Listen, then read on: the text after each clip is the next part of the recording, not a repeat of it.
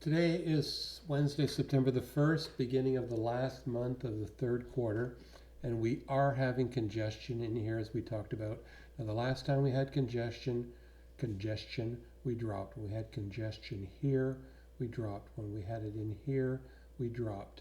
So signs are that it's going to drop, and I'll show you another couple of things. One is the McClellan Oscillator. Haven't been able to make sense of this, but let's look at back in last October where the McClellan Oscillator was at the low like it was over here just a few days ago. It started to move upwards, and what happened as it moved upwards is that the market started to go down. So this is the theory that the McClellan Oscillator sort of gives you an advance of what's happening a month, 3 months, 6 months into the future. But I don't think it's 6 months. I think it's probably much less than that. But we had this drop as the summation index was going down.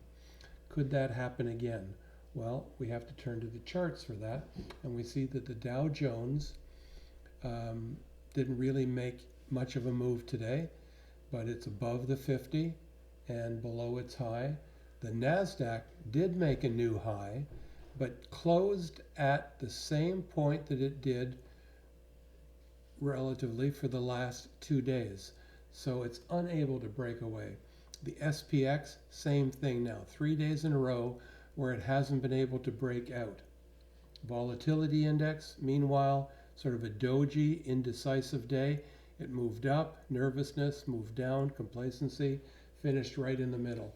I'm going to show you a couple of new stocks today to invest in. The first one is Caterpillar. We wanted Caterpillar to break down after resistance of the 50 below the cloud. That happened. Now we'd like to see it touch the 200 today.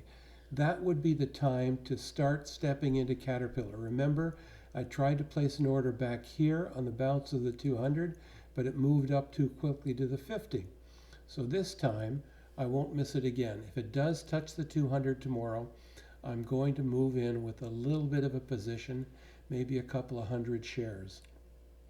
And I'm going to put a stop right at this green line here. I'm going to move my alert down from the 200 down to that green line, and I'll get out when it drops below that green line.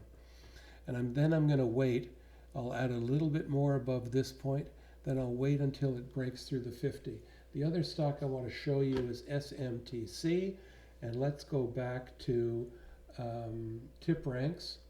We looked at tip ranks for SMTC a while ago. The reason I know that, and maybe you remember, is because we put an alert in here when it hit this resistance up here, these 3 candles. Well, we had the alert, moved up, now it's come down a little bit to test that, and it's moved higher. But what's more important is right in here, the 50 moving average is doing a bullish cross above the 200. So this is the point to buy SMTC. So now we go to tip ranks and we take a look what they say. First of all, there's 9 analysts, 8 with a buy.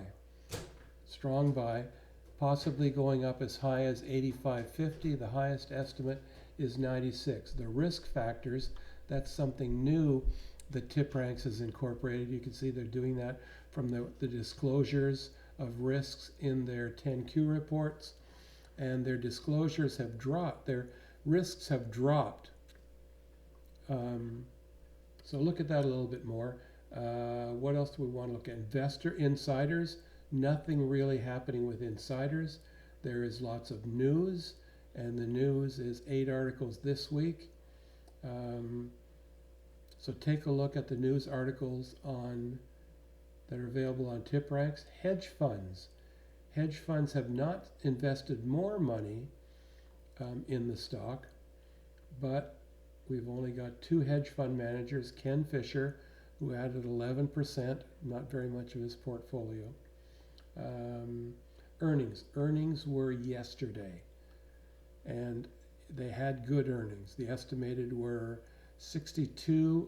The reported isn't here yet. Let's refresh this and see this. I thought the earnings were yesterday.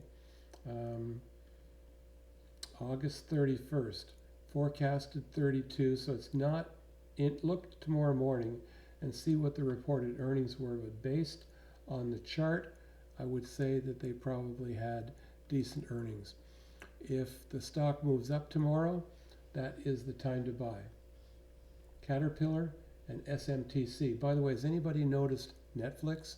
That's not a stock that I invest in. I've had so much bad luck in the past with Netflix and being wrong that I just avoid it. But the 50 is moving up, the 200 is moving up, the stochastics are getting tired, but look at that big move in Netflix.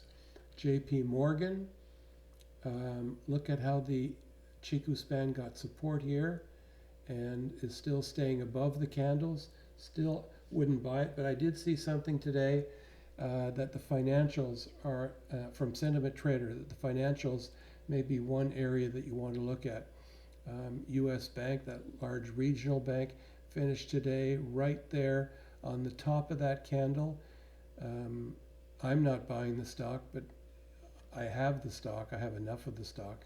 I like the dividend. I like the company.